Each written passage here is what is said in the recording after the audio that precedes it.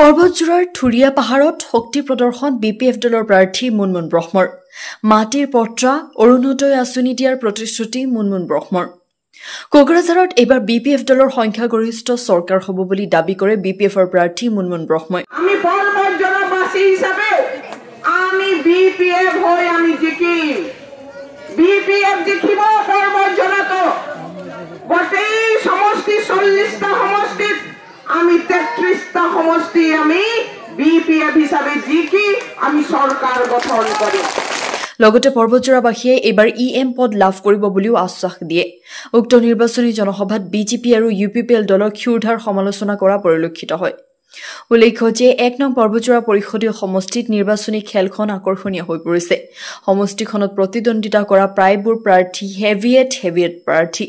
1 নং পৰ্বতজোৰা পৰিষদীয় সমষ্টিখনত 4 কোণী প্ৰতিদ্বন্দ্বিতা হোৱাৰ পূৰ্ণ সম্ভাৱনাই দেখা গৈছে আজি নিৰ্বাচনী প্ৰচাৰৰ অন্তিম মুহূৰ্তত বিপিএফ দলৰ প্ৰাৰ্থী মুনমুন ব্ৰহ্মই থুৰিয়া পাহাৰত নিজৰ দলীয় শক্তি প্ৰদৰ্শন কৰে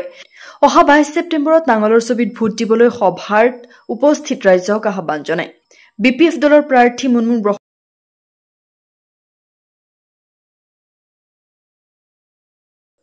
উল্লেখ্য যে 1 নং পৰ্বতজোৰা পৰিষদীয় সমষ্টিত নিৰ্বাচনী খেলখন আকৰ্ষণীয় হৈ পৰিছে সমষ্টিখনত প্ৰতিদ্বন্দ্বিতা কৰা প্ৰায়বোৰ প্ৰাৰ্থী হেভিয়েট প্ৰাৰ্থী 1 নং পৰ্বতজোৰা পৰিষদীয় সমষ্টিখনত 4 কোণী প্ৰতিদ্বন্দ্বিতা হোৱাৰ পূৰ্ণ সম্ভাৱনাই দেখা গৈছে আজি নিৰ্বাচনী প্ৰচাৰৰ অন্তিম মুহূৰ্তত বিপিএফ দলৰ প্ৰাৰ্থী মুনমুন ব্ৰহ্মই থুৰিয়া পাহাৰত নিজৰ দলীয় শক্তি প্ৰদৰ্শন কৰে অহা 22 ছেপ্টেম্বৰত নাঙলৰ ছবিত ভোট দিবলৈ সভাত উপস্থিত ৰাইজক আহ্বান জনায় বিপিএফ দলৰ প্ৰাৰ্থী মুনমুন ব্ৰহ্মৰ মন্তব্য আমাৰ হাতত আছে হে আমি শুনাই লৈছো news desk report D live 365 এই নিৰ্বাচন বিটিসি ৰক্ষাৰ কাৰণে নিৰ্বাচন হ'ব এই নিৰ্বাচনৰ জৰিয়তে আমি 2005ৰ যিটো বিটিসি প্ৰথম ইলেকশ্যন হৈছিল 2000ৰ ভোটাৰ তালিকাটো আমি দলিল হিচাপে লৈ পেলাই প্ৰত্যেকজন বিটিসিবাসী ৰাইজক ভূমিহীন বিটিসিবাসী ৰাইজক ভূমি পট্টা দিয়াৰ কাম আমি 1 নম্বৰত কৰিম জৰিয়তে আমি বিটিসিৰ প্ৰতি বেয়া নজৰ দিয়া বিজেপি আৰু ইউপিপিএলক বিটিসিৰ পৰা বিদায় কৰি দিম শ্ৰদ্ধেয় ৰাইজসকল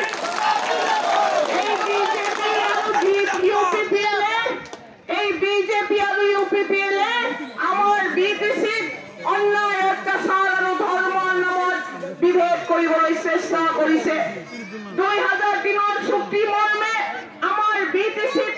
কম হলেও 15 লক্ষ আমাৰ মুছলমান ইছলাম ধৰ্মাৱলম্বী লোকসকল আছে আৰু এই ধৰ্মাৱলম্বী লোকসকলক